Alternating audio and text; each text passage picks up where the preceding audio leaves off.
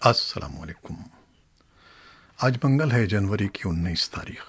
پاکستان میں اس وقت شام کے 7، بھارت میں 7:30، اور یہاں ہمارے اسٹوڈیوز کی گھڑیوں میں صبح کے 9 بج رہے ہیں۔ وائس آف امریکہ واشنگٹن کی اردو سروس سے میں ہوں خالد حمید، خبروں کے ایک بلٹن کے ساتھ۔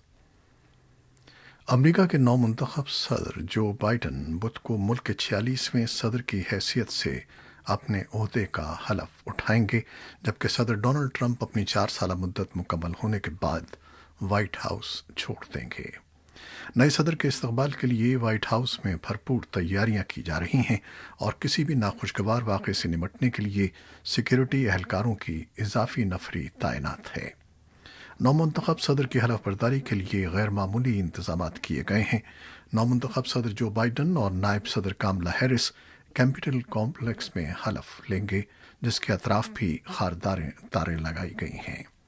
امریکہ میں کرونا وائرس کے کیسز میں اضافے کے باعث حلف برداری کی تقریب کو محدود رکھا گیا ہے، اور بیشتر تقریبات ورچوئل ہوں گی۔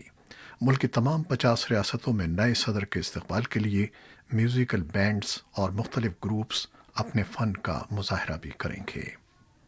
سیکیورٹی حکام کا کہنا ہے کہ جو بائیڈن کی تقریبی حلف برداری کے دوران کسی بھی حملے کے خدشے سے نمٹنے کے لیے احتیاطی تدابیر مکمل کر لی گئی ہیں، جبکہ وفاقی تحقیقاتی ادارے FBI نے تقریب کی سیکیورٹی پر مامور نیشنل گارڈز کے 25,000 اہلکاروں کی اسکریننگ بھی مکمل کر لی ہے۔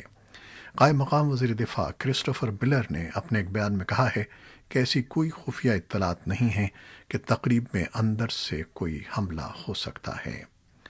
دوسری جانب صدر ٹرمپ نے اب تک انتخابات میں اپنی ناکامی تسلیم نہیں کی ہے، اور نہ ہی انہوں نے نومنتخب صدر جو بائیڈن کو مبارکباد دی ہے۔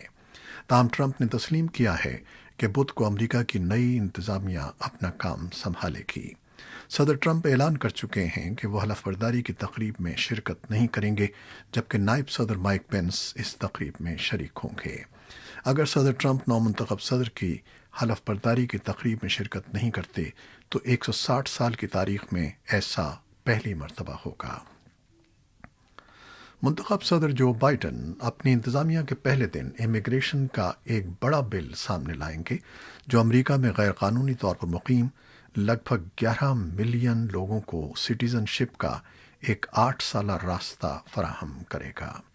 یہ ٹرمپ انتظامیہ کی امیگریشن کی سخت پالیسیوں کا ایک بڑا خاتمہ ہوگا، لیکن اس میں بارڈر کی بڑھتی ہوئی سیکیورٹی شامل نہیں ہے، جو اس بل کی کانگریس میں منظوری کو شک میں ڈالتی ہے۔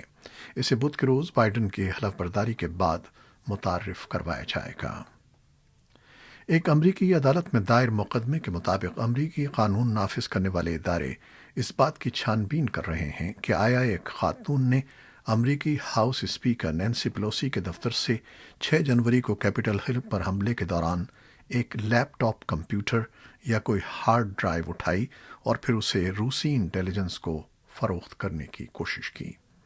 پینسلوینیا کی اس خاتون پر الزام ہے کہ وہ غیر قانونی طور پر امریکی کانگریس کی بلڈنگ میں داخل ہوئی اور لوگوں کو پیلوسی کے دفتر تک رہنمائی کی۔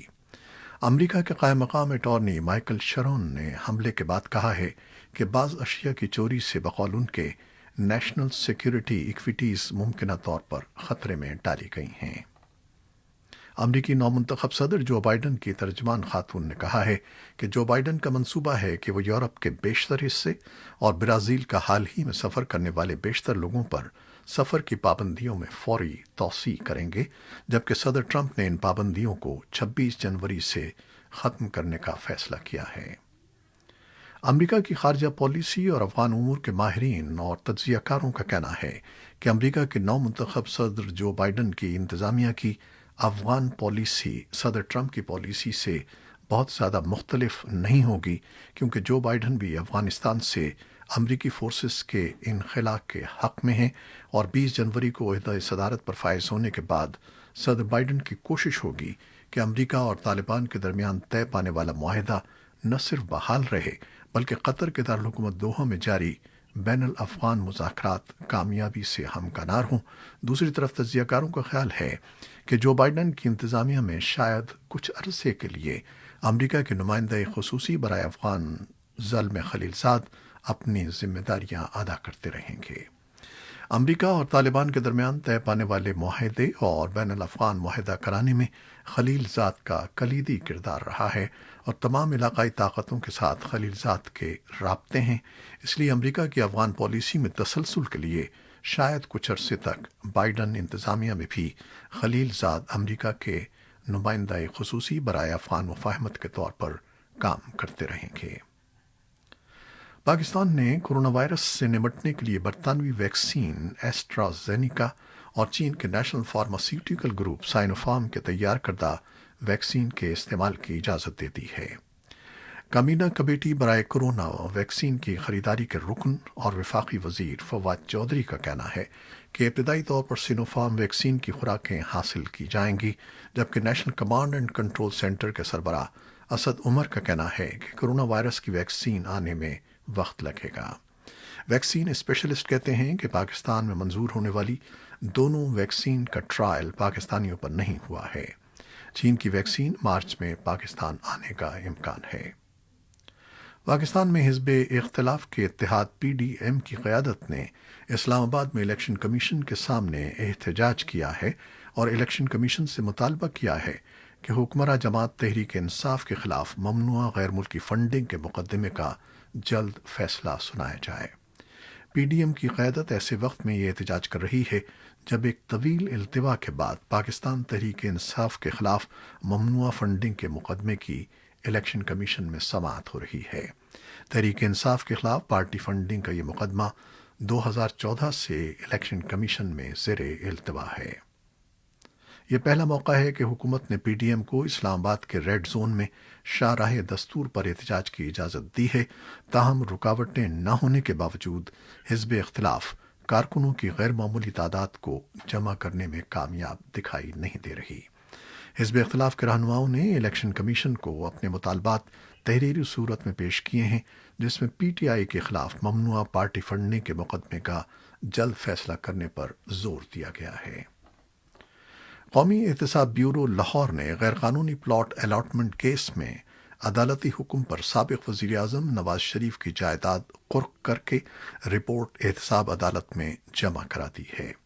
احتساب عدالت لاہور کے جج اسد علی نے ملزم میر شکیل الرحمان اور ملزم نواز شریف سمیت دیگر کے خلاف غیر قانونی پلاٹ الاٹمنٹ ریفرنس کی سماعت کی۔ دوران سماعت نیب کے وکیل حارث قریشی نے عدالت کو بتایا کہ میر شکیل الرحمان نے اس وقت کے وزیر اعلیٰ نواز شریف کی ملی بھگت سے لاہور کے علاقے جوہر ٹاؤن میں ایک کینال کے 54 پلاٹ رعایت پر حاصل کیے تھے۔ ملزم کا ایک ہی علاقے میں پلاٹ حاصل کرنا ایگزمپشن پالیسی 1986 کی خلاف ورزی ہے۔ پاکستان میں ان دنوں گیس کا بحران شدت اختیار کر گیا ہے، جس کی وجہ سے ملک میں کئی بڑے صنعتی سیکٹرز کو گیس کی سپلائی معطل ہے، جبکہ گھریلو صارفین بھی گیس کے کم پریشر کا شکار ہیں۔ حزب اختلاف کی جماعتیں اور صنعت کاروں کا کہنا ہے کہ حکومت کی جانب سے ایل این جی درآمد میں مبینہ تاخیر کے باعث بروقت گیس فراہم نہیں ہو سکی ہے، جبکہ اس کے ساتھ مہنگی ایل این جی سے ملکی خزانے پر بھی $100 ارب سے زائد کا بوجھ ہے۔ تاہم دوسری جانب حکومت ان الزامات کو سیاسی قرار دیتے ہوئے رد کرتی ہے۔ ادھر ماہرین کے خیال میں ملک میں گیس کے شعبے میں اصلاحات ناگزیر ہو چکی ہیں۔ بھارتی حکومت کی جانب سے منظور کیے جانے والے متنازع زرعی قوانین کے خلاف کسانوں کا احتجاج 56 دنوں سے جاری ہے۔ کسانوں اور حکومت کے درمیان 9 ادوار کی بات چیت ہو چکی ہے، جن کا کوئی نتیجہ نہیں نکلا۔ اسی دوران ملک کے سرکردہ تحقیقاتی ادارے نیشنل انویسٹیگیشن ایجنسی کی جانب سے احتجاج میں شرکت کرنے والے درجنوں افراد کو نوٹس جاری کیے گئے ہیں۔ یہ نوٹس امریکہ سے سرگرم مبینہ خالصتاً حامی تنظیم سکھ فار جسٹس کے خلاف درج ایف آئی آر کے سلسلے میں جاری ہوئے ہیں۔ کسانوں کا الزام ہے کہ حکومت ان کی تحریک کو ختم کرنے کے لیے این آئی کے توسط سے کام کر رہی ہے۔ کابل سے ملنے والی اطلاعات کے مطابق افغانستان کے شمال مشرقی صوبے قندوز میں گزشتہ رات کی لڑائی میں 25 افغان سیکیورٹی اہلکار اور 15 طالبان جنگجو ہلاک ہو گئے ہیں۔ افغان عہدیداروں نے دشت آرچی ضلع اور باغ شرکت میں لڑائی کی تصدیق کی ہے، لیکن ہلاکتوں کی تفصیل نہیں بتائی۔ ایک افغان فوجی نے شناخت ظاہر نہ کرنے کی شرط پر وائس آف امریکہ کو بتایا کہ 11 افغان سیکیورٹی اہلکار اور طالبان مخالف حکومت نواز 4 جنگجو ہلاک ہوئے ہیں۔ ان کا کہنا تھا کہ منگل کے روز طالبان نے دشت آرچی پر قبضہ کر کے 2 فوجی چوکیوں کو آگ لگا دی۔ افغان حکومت نے فی الحال امریکہ میں نئی بائیڈن انتظامیہ کی افغان پالیسی کے حوالے سے کوئی بیان نہیں دیا ہے، تاہم افغان نیشنل سیکیورٹی کونسل کے ترجمان رحمت اللہ اندار کا کہنا ہے کہ افغانستان میں 96% کارروائیاں خود افغان سیکیورٹی فورسز انجام دے رہی ہیں، اور یوں ملک میں امریکی فوجیوں کی تخفیف سے افغانستان کے سیکیورٹی کی صورتحال پر کوئی منفی اثر نہیں پڑے گا۔ طالبان کے سابق اہلکار سید اکبر آغا کہتے ہیں کہ ان کے خیال میں نئی بائیڈن انتظامیہ طالبان کے ساتھ سمجھوتے کی پاسداری کرتے ہوئے افغانستان سے اپنی فوجیں واپس بلا لے گی۔ تاہم سیاسی تجزیہ کار قمبر علی تابش کا کہنا ہے کہ نئی امریکی انتظامیہ افغان پالیسی میں تبدیلی لائے گی۔ نیٹو سیکرٹری جنرل یینس اسٹالٹنبرگ کا کہنا ہے کہ افغانستان کے لیے نیٹو کی امداد میں کوئی تبدیلی نہیں ہوئی ہے۔ انہوں نے صدر اشرف غنی کو یقین دلایا ہے کہ افغان سیکیورٹی فورسز کی تربیت اور تعاون کے لیے نیٹو کی امداد جاری رہے گی۔ اور اب کورونا وائرس سے متعلق کچھ خبریں۔ امریکہ کے متعدی امراض کے چوٹی کے ماہر نے کہا ہے کہ نو منتخب صدر جو بائیڈن کا اپنے دور اقتدار کے پہلے 100 دنوں کے اندر 10 کروڑ لوگوں کو کووڈ 19 سے بچاؤ کے لیے ویکسین لگانے کا ہدف ہے۔ ڈاکٹر اینتھونی فاؤچی نے NBC نیوز چینل کو بتایا کہ یہ منصوبہ بتائے گئے وقت کے اندر بالکل قابل عمل دکھائی دیتا ہے۔ National institute of allergy and infection diseases کے ڈائریکٹر فاؤچی نے میٹ دی پریس پروگرام میں کہا کہ ویکسین کی موجودہ تعداد، خوراکوں کی مزید دستیابی اور چہرے پر ماسک لگانے اور سماجی فاصلوں کی احتیاطی تدابیر پر عمل کرنے سے امریکہ کورونا کے خلاف جنگ میں ایک بہتر حالت میں جا سکتا ہے۔ کووڈ 19 کے 2 کروڑ 40 لاکھ کیسز کے ساتھ امریکہ کورونا وائرس سے سب سے زیادہ متاثر ہونے والا ملک ہے۔ صدر ڈونلڈ ٹرمپ کی انتظامیہ کی پیشگوئی کے برعکس اب تک ہدف سے کم لوگوں کو ویکسین دی جا سکی ہے۔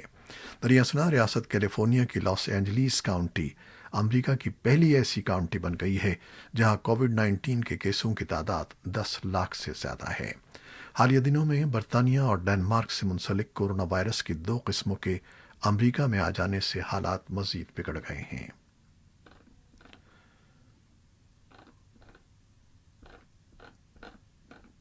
آسٹریلیا میں ہونے والے سال کے پہلے گرینڈ سلیم ٹینس ٹورنامنٹ میں شرکت کے لیے بذریعہ خصوصی پرواز آنے والے 47 کھلاڑیوں کو میلبرن کے ایک ہوٹل میں 2 ہفتوں کے لیے قرنطینہ کر دیا گیا ہے۔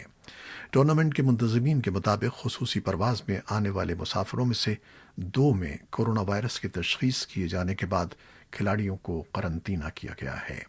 امریکہ کے شہر لاس اینجلیس سے آنے والے 2 درجن کھلاڑیوں کو اس وقت قرنطینہ کیا گیا جب فضائی عملے کے ایک اہلکار اور آسٹریلین اوپن میں بطور مہمان شرکت کرنے والے مسافر کے وائرس سے متاثر ہونے کی تشخیص ہوئی۔ بعد ازاں ابوظہبی سے آنے والی پرواز کے ایک مسافر میں بھی کورونا وائرس کی تشخیص ہوئی ہے، جو کھلاڑی نہیں ہے۔ تاہم اس پرواز پر آنے والے 23 کھلاڑیوں کو بھی ایک ہوٹل میں قرنطینہ کیا گیا ہے۔ منتظمین کا مزید کہنا تھا کہ کھلاڑیوں کو ہوٹل کے کمروں سے 14 دنوں تک نکلنے کی اجازت نہیں ہوگی اور نہ ہی وہ اس دوران پریکٹس کر سکیں گے۔ یہ تھیں وہ خبریں جو فیس بک لائیو پر ہم نے آپ کے لیے پیش کی۔ ہماری ویب سائٹ اور یوٹیوب پر یہ بلیٹن پوسٹ کر دیا جاتا ہے، جسے آپ بعد میں بھی دیکھ سکتے ہیں۔ خالد حمید کو اب اجازت دیجیے گا۔ اللہ حافظ۔